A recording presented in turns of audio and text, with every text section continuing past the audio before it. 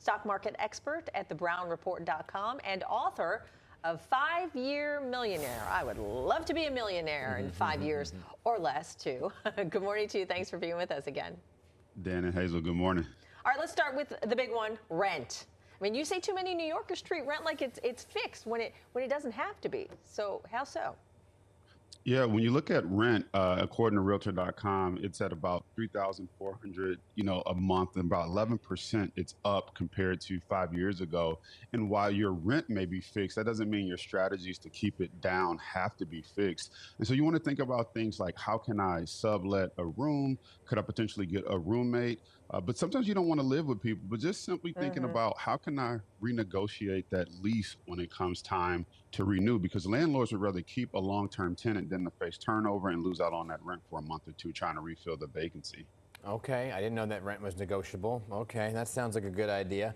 Let's talk about brunchflation and what that's all about. So the prices are going up, is that what you're saying? No surprise here. Well, brunchflation is kind of an inflation that we impose on ourselves. We call it kind of lifestyle creep. It's so tempting to want to go out to eat every day. I looked up some statistics. According to the New York Post, New Yorkers spend on average $5,000 a year in lunch. That's $418 a month.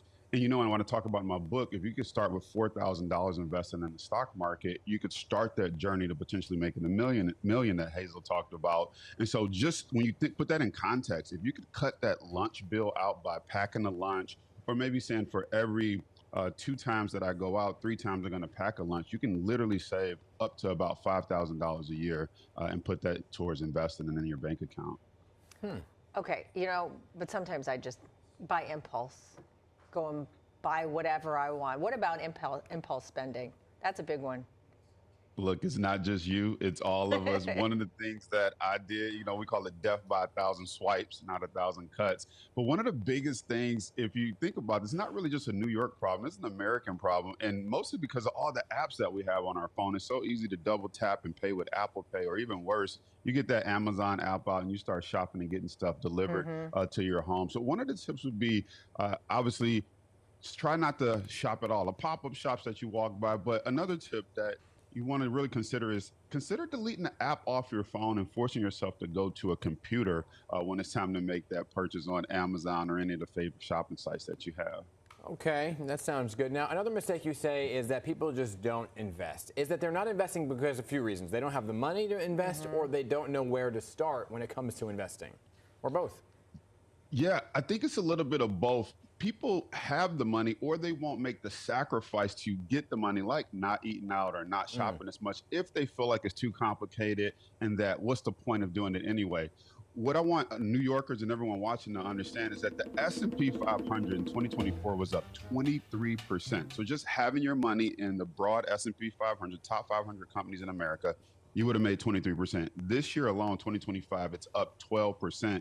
And on average, it returns 11%. So what I'm simply saying is, don't be overwhelmed by investing. Think of how you can keep it simple by saying, how about I just go with the top 500 companies and just put it in the S&P 500, and that alone, you can start to get ahead. And also remember, if your work offers a 401k match, that's always a great place to start as well. All right, let's talk about credit card debt. A lot of people just see balances as normal, though. It is, but that doesn't have to be your reality. It doesn't have to be everyone's reality. So according to a study by Nationwide, 46 to 47% of Americans carry credit card balances. But what we should be asking ourselves is, what is the other 54% doing that I'm not doing?